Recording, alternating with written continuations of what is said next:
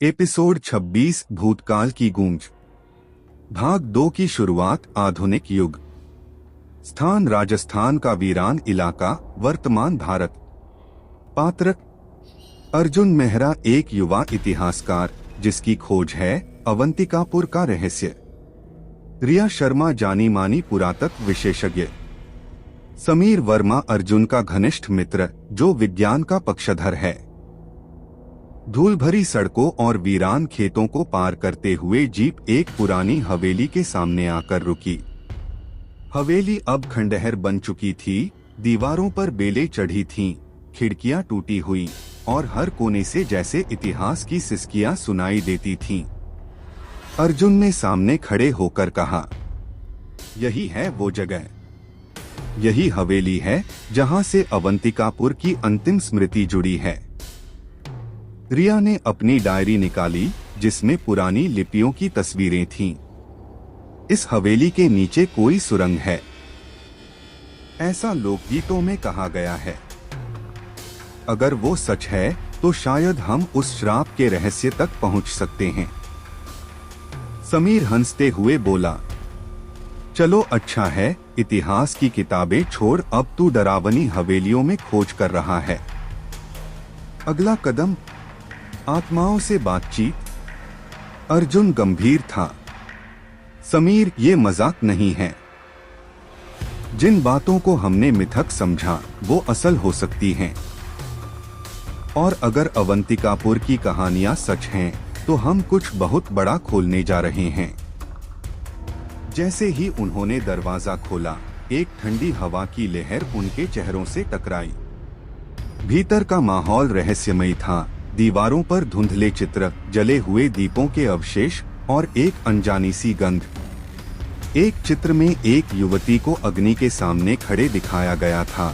उसके चेहरे पर संकल्प था और उसके पीछे युद्ध की छाया। रिया फुसफुसाई, ये वैदेही हो सकती है, राजा की बेटी जिसने श्राप को रोकने की कोशिश की थी।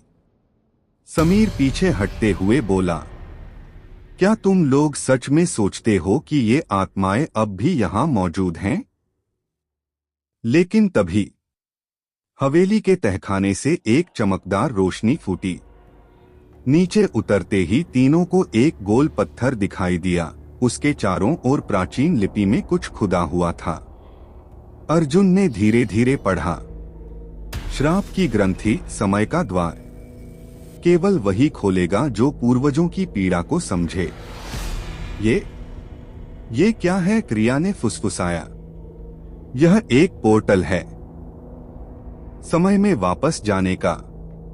शायद उस श्राप के समय में अर्जुन की आंखों में जुनून था। समीर ने सिर हिलाया। अर्जुन, ये सब पागलपन है। ये विज्ञान के नियमों के खिलाफ है। अर्जुन ने बिना रुके हाथ आगे बढ़ाया और पत्थर को छुआ। एक पल में पूरे तहखाने की दीवारें हिलने लगी। हवा में झंझनाहट गूंजने लगी। पुराने फर्नीचर गिरने लगे। एक प्राचीन शक्ति जाग उठी थी। फिर एक स्वर गूंजा, कालचक्र फिर से घूमेगा। इतिहास अब दोहराया जाएगा। अर्जुन, रिया और समीर के चारों ओर नीली रोशनी फैल गई। समय जैसे ठहर गया हो। हवा सघन होती जा रही थी। दीवारों पर बने चित्र जीवन में बदलने लगे। रिया चिल्लाई, अर्जुन, कुछ बुरा हो रहा है। लेकिन अर्जुन के होठों पर हल्की मुस्कान थी। या शायद कुछ महान शुरू हो रहा है। और अगले ही क्षण तीनों आंखों से ओझल हो गए। अगले एपिसोड में अर्जुन और उसकी टीम खुद को एक ऐसे युग में पाते हैं जहां समय थमा हुआ है और हवेली में मौजूद आत्माएं अब उन्हें पहचानती हैं। क्या अब शुरू होगा समय का सच? क्या अवंतिकापुर का श्राप अभी भी जिंदा है?